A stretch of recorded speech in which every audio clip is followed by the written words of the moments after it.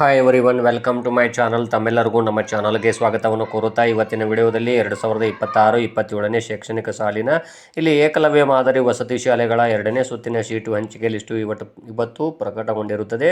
ಇಲ್ಲಿ ಎರಡನೇ ಸುತ್ತಿನಲ್ಲಿ ಆಯ್ಕೆಯಾದಂತಹ ವಿದ್ಯಾರ್ಥಿಗಳಿಗೆ ಅಡ್ಮಿಷನ್ ಮಾಡಲಿಕ್ಕೆ ಅವರು ನಿಖರವಾದಂಥ ದಿನಾಂಕವನ್ನು ಕರ್ನಾಟಕ ಪರೀಕ್ಷಾ ಪ್ರಾಧಿಕಾರದವರು ಬಿಡುಗಡೆಗೊಳಿಸಿರುವುದಿಲ್ಲ. ಈ ಬಗ್ಗೆ ಕೆಲವೊಂದಿಷ್ಟು ಮಾಹಿತಿಗಳನ್ನು ತಮ್ಮೊಂದಿಗೆ ಶೇರ್ ಮಾಡ್ಕೊಳ್ಳಿಕ್ಕೋಸ್ಕರವೇ ಈ ವಿಡಿಯೋ ಮಾಡ್ತಾ ಇದ್ದೀನಿ.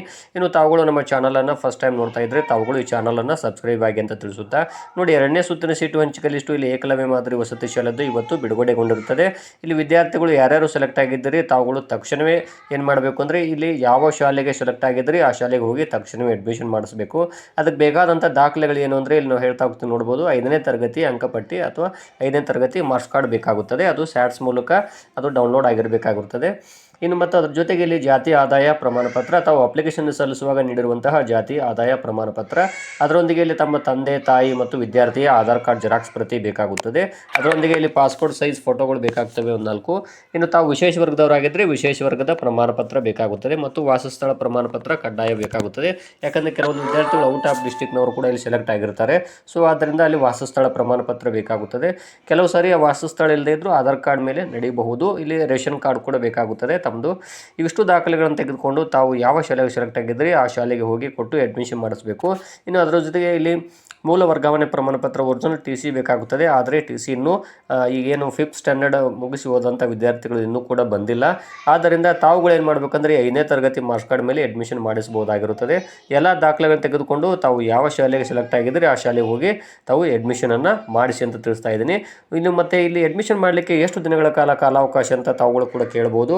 ಇಲ್ಲಿ ಕರ್ನಾಟಕ ಪರೀಕ್ಷಾ ಪ್ರಾಧಿಕಾರದವರು ಇನ್ನೂ ತಿಳಿಸಿಲ್ಲ ಎಷ್ಟು ದಿನಗಳ ಕಾಲ ಅಂತ. ಆದರೆ ಇಲ್ಲಿ ಕನಿಷ್ಠ ಒಂದು 4 ರಿಂದ 5 ದಿನಗಳ ಕಾಲ ಟೈಮ್ ಇರುತ್ತೆ.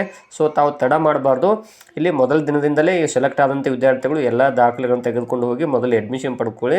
ನೆಕ್ಸ್ಟ್ ಆ ಶಾಲೆಯವರು ತಮಗೊಂದು ಲೆಟ್ರನ್ನ ಕೊಡ್ತಾರೆ ಟಿ ಸಿ ತೆಗೆದುಕೊಂಬರಲಿಕ್ಕೆ. ಆ ಲೆಟ್ರನ್ನ ತಂದು ತಾವು ತಮ್ಮ 5ನೇ ತರಗತಿ ಶಾಲೆಯಲ್ಲಿ ಕೊಟ್ಟು ಅಡ್ಮಿಷನ್ನ ಇಲ್ಲಿ ಆ ಟಿ ಸಿಗಾಗಿ ತಾವು ಲೆಟ್ರನ್ನ ಕೊಡಬೇಕಾಗುತ್ತೆ. ಆ ಶಾಲೆಗೆ ಹೋಗಿ ನಿಮ್ಮ ಶಾಲೆಯವರು ಏನು ಮಾಡ್ತಾರೆ, ಮುಂದೆ ಇದು ಅಪ್ಡೇಟ್ ಆದಮೇಲೆ ಸ್ಯಾಟ್ಸ್ನಲ್ಲಿ ಅಪ್ಡೇಟ್ ಆಗಬೇಕು ಅಂದರೆ ಇಲ್ಲಿ ಟಿ ಸಿ ಜನರೇಟ್ ಮಾಡಲಿಕ್ಕೆ ಇಲ್ಲಿ ನಡುವೆ ಇರುವಂಥ ಕ್ಲಾಸ್ಗಳು ಇರ್ತಾವಲ್ಲ, ಅಂದರೆ ಲಾಸ್ಟ್ ಕ್ಲಾಸ್ಗಳಿಗೆ ಮಾತ್ರ ಇಲ್ಲಿ ಟಿ ಸಿ ಜನರೇಟಿಗೆ ಅವಕಾಶ ಕೊಟ್ಟಿದ್ದಾರೆ. ಅಂದರೆ ಇಲ್ಲಿ 7th ಪಾಸ್ ಆದಂಥ ವಿದ್ಯಾರ್ಥಿಗಳಿಗೆ 10th ಪಾಸ್ ಆದಂಥ ವಿದ್ಯಾರ್ಥಿಗಳಿಗೆ ಮಾತ್ರ ಅವಕಾಶ ಇದೆ. ಈ 5ನೇ ಕ್ಲಾಸು 6 ಮತ್ತು 4 3ನೇ ಕ್ಲಾಸ್ ಅಂತ ವಿದ್ಯಾರ್ಥಿಗಳಿಗೆ ಇನ್ನೂ ಟಿ ಸಿ ಜನರೇಟ್ ಆಗೋದಿಲ್ಲ. ಮತ್ತು ಹಾಗಾಗಿ ತಾವುಗಳು ಏನು ಮಾಡಬೇಕು, ಒಂದು ಸ್ವಲ್ಪ ದಿನ ವೇಟ್ ಮಾಡಬೇಕು. ಇಲ್ಲಿ ಏಕಲವ್ಯ ಮಾದರಿ ವಸತಿ ಶಾಲೆ ಪ್ರಾಂಶುಪಾಲರು ಕೂಡ ತಾವು ತಿಳಿಸಬೇಕಾಗುತ್ತೆ. ಅಂದರೆ ಏನು ಟಿ ಸಿ ಇದನ್ನು ಏನು ಆಪ್ಷನ್ ಬಿಟ್ಟಿರೋದಿಲ್ಲ ಅಂತ. ಸೊ ನೆಕ್ಸ್ಟ್ ಏನು ಮಾಡಿ, ಎಲ್ಲ ದಾಖಲೆಗಳನ್ನು ತೆಗೆದುಕೊಂಡು ಏನು ವಸತಿ ಶಾಲೆಯವರು ಕೊಡುವಂಥ ಒಂದು ಲೆಟ್ರನ್ನು ತೊಗೊಂಡು 5ನೇ ತರಗತಿ ಶಾಲೆ ಮುಖ್ಯೋಪಾಧ್ಯಾಯರು ಕೊಟ್ಟು ಬನ್ನಿ.